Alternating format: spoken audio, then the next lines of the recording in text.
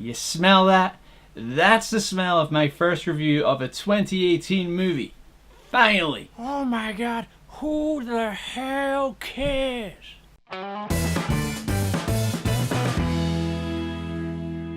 Black Panther is directed by Ryan Coogler, who's best known for Fruitvale Station and Creed. And it stars Chadwick Boseman, Michael B. Jordan, Lupita Nyong'o, Denai Guerrera, Martin Freeman, Letitia Wright, Angela Bassett, Forrest Whitaker, and Andy Serkis. T'Challa, after the death of his father, the King of Wakanda, returns home to the isolated, technologically advanced African nation to succeed the throne and take his rightful place as king. This is a solid superhero origin story and an awesome addition to the Marvel Cinematic Universe. It's not just the writing, but the performance from Chadwick Boseman as T'Challa that really allows you to see and understand how much responsibility he has, not just as a superhero, but as a king. Letitia Wright, who plays his younger sister Shuri, was probably my favorite character in the entire film. I loved the whole brother-sister dynamic between them. I really did buy that they were siblings. And one of the issues that I had with this film was forced comedic moments and mistimed humor.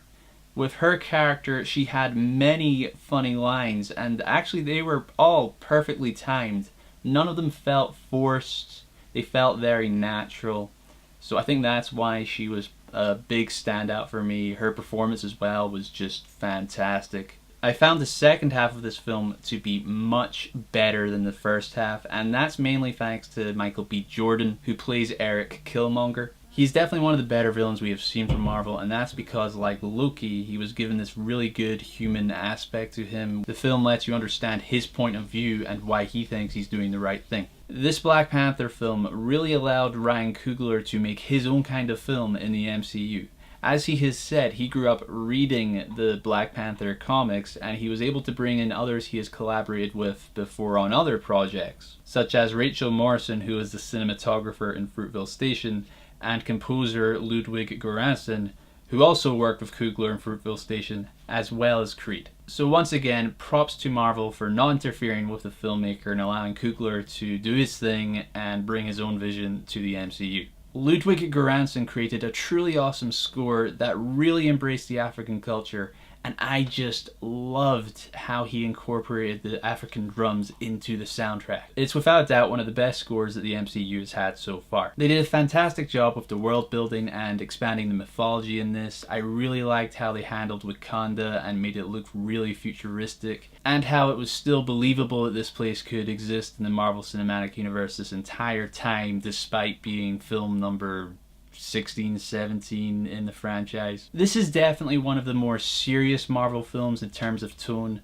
which is why whenever there was a joke, it felt really forced and unnatural. Like I said, except for Letitia Wright's character Shuri, many moments just didn't work, at least to me. Many critics and fans are praising Eric Killmonger, Michael B. Jordan, as one of the best villains that we have seen in the MCU to date. Deservedly so, but I feel like the first half of this film in particular, he's extremely underused. I would have liked to have seen him show up sooner so he could really build his presence much earlier on, because I feel the first half was extremely slow and underwhelming at times. They spent way too much time focusing on the storyline with Andy Serkis' character, who I liked in Age of Ultron, but in this, Serkis' character just felt a little bit too cartoony. I don't blame the performance, it was probably more the way that the character was written. And finally, I will say that the ending felt a little bit rushed in terms of an epilogue. That's all I'm going to say because, you know, spoilers. So overall, despite having a rather lackluster storyline that took up a good chunk of the first half of the film, a spectacular second half made it to be one of the best MCU movies that we've ever had. The amazing costumes, the spectacular soundtrack, and the excellent acting really added to the whole experience. I would have preferred seeing a bit more Michael B. Jordan for the first half, and the tonal shifts with the comedy, I would have preferred less comedy. But other than that, it's definitely one of the best MCU movies we've ever had. A really enjoyable experience.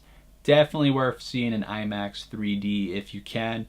I will definitely be seeing it again in theaters, and I will be picking it up on Blu-ray without a doubt. I would give Black Panther a 7.5 out of 10.